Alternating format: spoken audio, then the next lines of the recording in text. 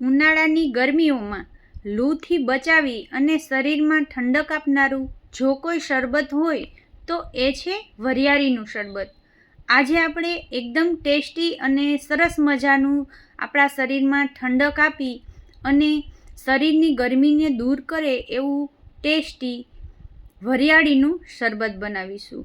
ઉનાળાની સિઝનમાં સૌથી વધારે જો કોઈ શરબત પીવામાં આવતું હોય તો એ છે લીંબુ શરબત અને પછી વરિયાળીનું શરબત. આ વરિયાળી અને સાકરનું શરબત પીવાથી આપણા શરીરને ખૂબ જ ઠંડક મળે છે. તો સૌથી વધારે ઉનાળાની સિઝનમાં આ શરબત પીવું જ જોઈએ. તો ચાલો સૌથી સરળ રીતે અને આપણી નાની દાદી જે રીતે બનાવતા એ જ રીતે વર્ષો જૂની રીતે આપણે વરિયાળીનું શરબત બનાવવાનું શરૂ કરીએ. તો વરિયાળીનું શરબત બનાવવા માટે આપણે અહીંયા સાકરનો જ ઉપયોગ કરવાનો છે. સાકરની તાસીર અને વરિયાળીની તાસીર બંને ઠંડી હોય છે, જે આપણે ઉનાળામાં ગરમીથી બચાવી અને આપણા પેટ અને શરીરમાં ખૂબ જ ઠંડક આપે છે.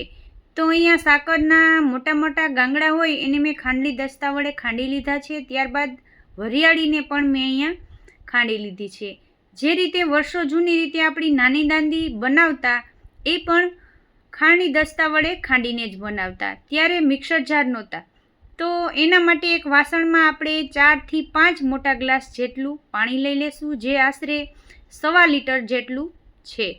તો હવે અહીંયા 4 થી 5 મેં અહીંયા મોટા ગ્લાસ પાણીના લીધેલા છે. તો એમાં આપણે 5 મોટી ચમચી જેટલી સાકર નાખીશું, જેમાં આ રીતના સાકરના નાના નાના ટુકડા પણ રહેલા છે. ત્યારબાદ હવે આપણે જે વરિયાળીને ખાંડીને રાખી છે એને પણ આપણે 2 થી 3 ચમચી જેટલી એડ કરીશું. અત્યારે મેં અહીંયા 2 ચમચી જેટલી એડ કરી દીધી છે. અને જો તમને મારી જેમ થોડીક શરબતમાં વધારે વરિયાળીનો ફ્લેવર પસંદ હોય તો 1 ચમચી જેટલી વધારે એડ કરવાની.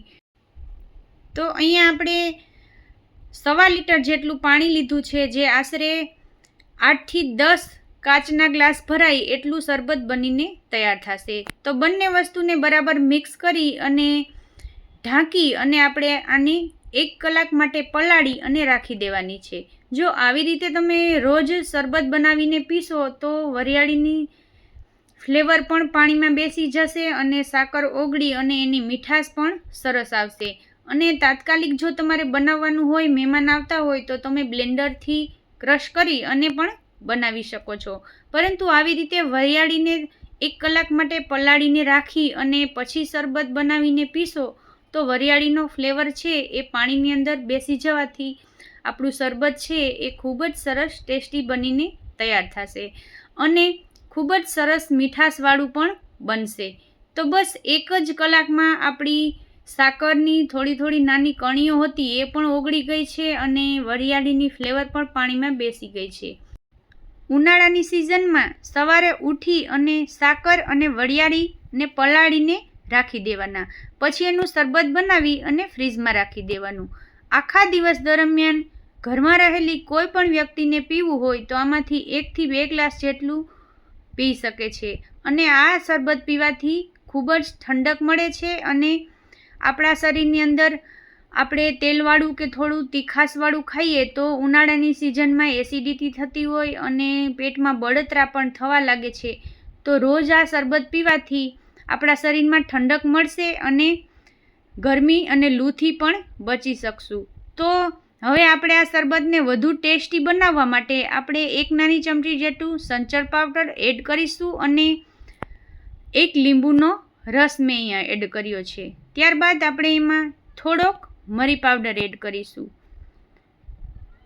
તો થોડાક આવી રીતે મસાલા એડ કરવાથી આપણું લીંબુ શરબત અને વરિયાળી શરબત કાંઈ પણ બનાવતા હોય તો આવી રીતે પાછળથી થોડાક મસાલા એડ કરવાથી આપણું શરબત વધુ ટેસ્ટી બનીને તૈયાર થશે. હવે સરસ મજાનું ઠંડુ આ શરબતને સર્વ કરીશું. તો આપણે કાચના ગ્લાસમાં 1 ટુકડો આઈસ ક્યુબનો નાખી દેશું અને જો તમને આ શરબત એમને પસંદ હોય તો એમને પણ પી શકો છો. અને આ વરિયાળી અને સાકરને રોજ સાંજે પલાળી અને સવારે ખાલી પેટે પીવામાં આવે તો આંખોના જે નંબર હોય એ પણ દૂર થાય છે અને શરીરમાં પણ આપણને ઠંડક મળે છે. ખૂબ જ ગુણકારી અને શરીરમાં શીતળતા આપનારું જો આ વરિયાળીના શરબતની રેસીપી તમને પસંદ આવી હોય અને ચેનલ પર નવા હોય તો સૌથી પહેલાં ચેનલને સબસ્ક્રાઈબ કરજો. વિડીયો પસંદ આવ્યો હોય તો લાઈક કરજો અને શેર કરજો. Thanks for watching.